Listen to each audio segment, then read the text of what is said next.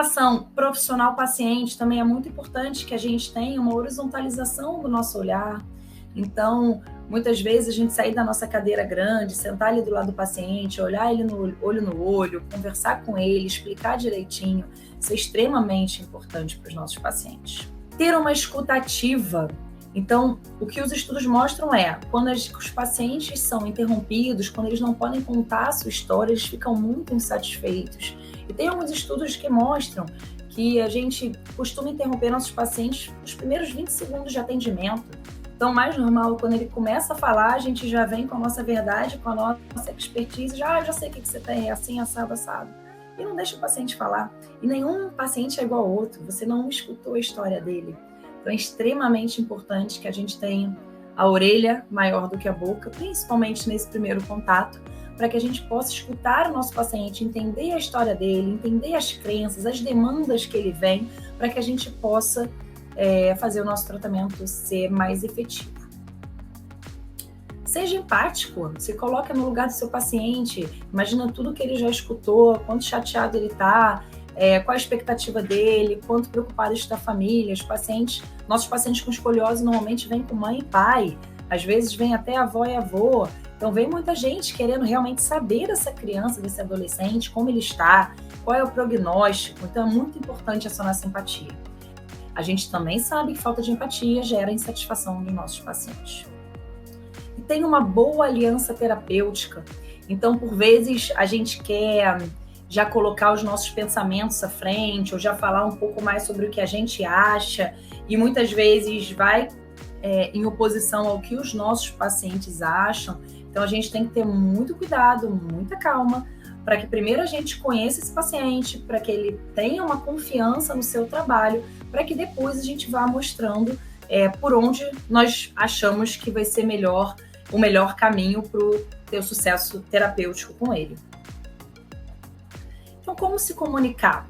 É importante que a gente use mensagens positivas. Esse tratamento é um poderoso analgésico. Que a gente faça perguntas abertas, reflexivas. Espera um pouquinho, respira, fisioterapeuta. Deixe o seu paciente falar, dá um tempinho para ele. Que a gente faça o contato visual, que a gente sorria. Né? O sorriso, para mim, foi muito difícil na época da pandemia mais grave, né? Que a gente precisou usar máscara. Eu não conseguia sorrir para os meus pacientes, então isso para mim foi complicado. Assim como eu não conseguia ver a resposta dele, né? Atrás da máscara eu não sabia se ele estava bravo, se ele estava feliz. Então, a nossa expressão facial é muito importante. Que a gente tenha expressões de carinho, de apoio. Todo paciente que está no nosso consultório, ninguém está ali porque está feliz, está de férias. As pessoas estão ali porque precisam de tratamento fisioterápico e normalmente estão com alguma dor, alguma disfunção, algum desmovimento, alguma preocupação em relação ao seu futuro. E o que a gente deve evitar? A gente deve evitar uma comunicação negativa, ter muita ansiedade e fazer perguntas fechadas, que não deixem o paciente falar à vontade. Então, será que a gente precisa mesmo usar tanto esses termos técnicos? Muitas vezes me parece que a gente usa esses termos técnicos para parecer que a gente sabe muito com o paciente. Não, vou mostrar para o paciente que eu estudei isso, que eu sei bastante. Não, na verdade, quanto mais simples for a nossa fala, quanto mais de acordo com a vivência do paciente, então usar metáforas, falar muito o linguajar dele, trazer exemplos dentro da profissão dele, por exemplo, ou do que o paciente gosta. Quanto mais afinidade a gente tiver, melhor a nossa comunicação. Será também que a gente precisa interromper tanto o paciente? Será que realmente você sabe o que ele vai falar? E alguns fatores contextuais que modulam o resultado do nosso tratamento. Então, quando a gente pensa no desfecho, diminuição de dor, melhora de capacidade funcional, melhora de amplitude de movimento, o que você tiver desfecho, a gente vai pensar em tudo isso aqui. Como é o tratamento, como é o fisioterapeuta, como é esse paciente, como é a relação fisioterapeuta-paciente e como é o lugar que você trabalha, o centro de saúde que você trabalha. Então, fatores contextuais como moduladores do resultado terapêutico. Quando a gente fala do tratamento, é importante que o seu paciente tenha um diagnóstico claro, que ele faça uma aprendizagem observacional. Então, muitas vezes você vai mostrar vídeos para que ele entenda o que está acontecendo. O tratamento ele deve ser centrado no paciente, então não adianta eu tentar, então eu aprendi isso, eu sou bom disso, é isso que eu vou fazer com todos os meus pacientes. Não, A gente tem que fazer o que o paciente precisa. Eu costumo brincar no consultório que cada paciente tem o tratamento que merece. E aí depois eu brinco, não, é o tratamento que precisa. Porque tem alguns que querem ficar na maca e fazerem só tratamento passivo, mas não é o mais indicado. Então eu falo, olha, todos os guidelines mostram que o tratamento, principal aqui para o senhor, o que a gente precisa fazer não é isso. Então eu brinco que é o tratamento que ele precisa, né? E não é o que eu quero, certo? É muito interessante que a gente faça um atendimento multidisciplinar, interdisciplinar, que todos nós estejamos caminhando na mesma direção. Então que você ligue para o cirurgião do seu paciente que fez a cirurgia de escoliose, que você ligue para o educador físico que ele está trabalhando e vocês façam um trabalho em conjunto. Eu acredito muito nisso. Todos os dias eu falo com o personal, esse é o meu dia a dia, e com o médico, assim, eu acho que é muito importante que a gente esteja alinhado, porque só quem tem a se beneficiar é o nosso paciente. E o toque terapêutico também é muito importante. Então, se tiver dentro do desejável para ele, do que ele precisa estar realizando, o toque terapêutico é essencial. E você, fisioterapeuta, o que é importante para a gente? O que é importante para nós, fisioterapeutas? Bem, a reputação profissional da gente é, sim, muito importante. Então, a gente viu como que a expectativa ela é importante para os nossos desfechos. Então, ter uma expectativa alta vai ajudar no desfecho. Então, você tem uma boa reputação, você ter sido bem indicado. Alguém falou, olha, fulano falou que se eu vier aqui você vai me resolver. Não, fulano falou que você é muito bom. Isso ajuda sim, né? A nossa aparência também importa, claro. Isso importa. Se você chega e você tem um fisioterapeuta que ele tá bem arrumado, né? Tá com o cabelo direitinho, tá perfumado. Tudo isso importa. Quando a gente chega a qualquer lugar, essa primeira impressão ela é muito importante. As crenças de nós, fisioterapeutas, as nossas crenças são muito importantes. Então, eu lembro que uma vez um colega, eu fui dar uma aula numa pós, e um colega falou, Fabiana, mas você não manipula mais ninguém, você está trabalhando só com dor, você só conversa? Eu falei, não, pelo amor de Deus. Se tem algum paciente meu aqui assistindo, vai saber que é verdade. Todos os meus pacientes fazem exercício, todos os meus pacientes eu faço toque terapêutico, eu faço terapia manual. Então, às vezes a gente também tem algumas crenças e a gente precisa tomar cuidado com isso, porque nós precisamos ser um livro aberto e de acordo com a literatura, com a ciência, o que a ciência tiver, para onde a ciência estiver nos levando, a gente vai caminhar com o nosso paciente. Esse é o correto, é trabalhar com prática baseada em evidência.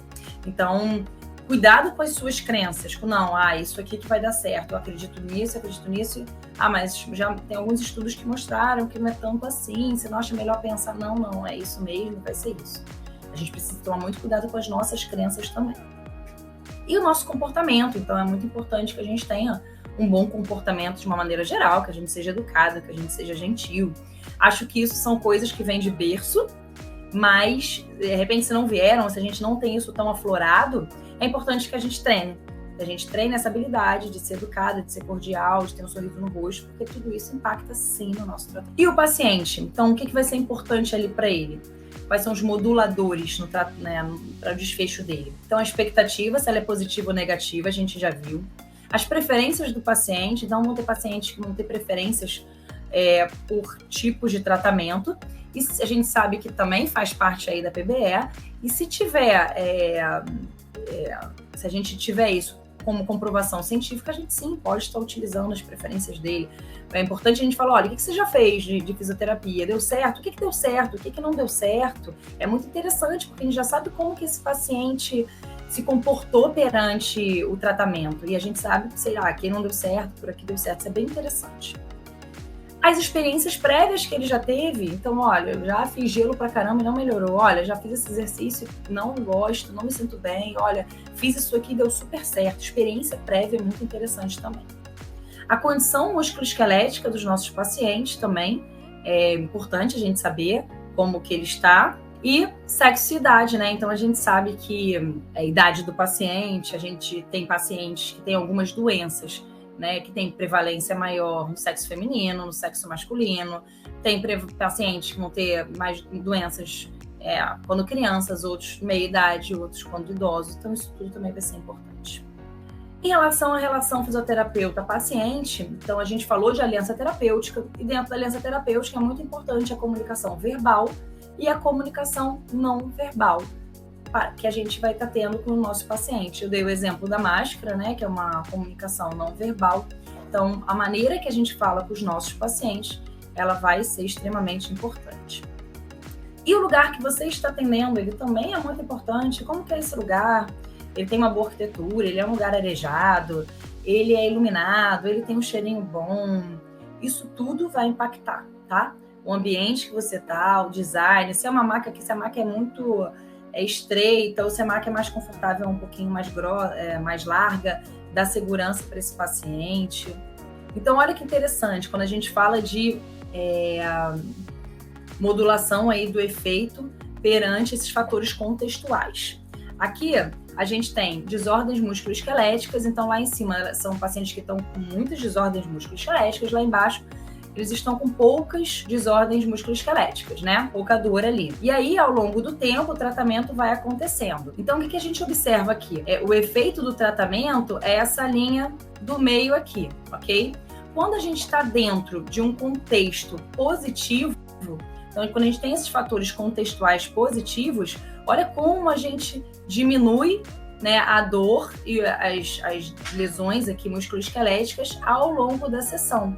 E quando a gente está dentro de um contexto negativo, a gente tem aumento desses sintomas. Então, sim, a eficácia das nossas terapias, elas são influenciadas por todos esses fatores contextuais que eu falei anteriormente. Então, as minhas mensagens aqui para casa. O efeito placebo e o nocebo, eles estarão sempre presentes durante o processo terapêutico e eles podem impactar positiva ou negativamente os efeitos do tratamento. Então, assim, cabe a nós, profissionais de saúde, fazermos esforços diários na busca de melhores experiências terapêuticas para os nossos pacientes.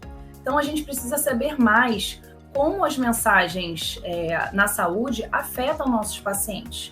Escutar é diferente de entender. Então, gente, por favor, né, menos nocebo.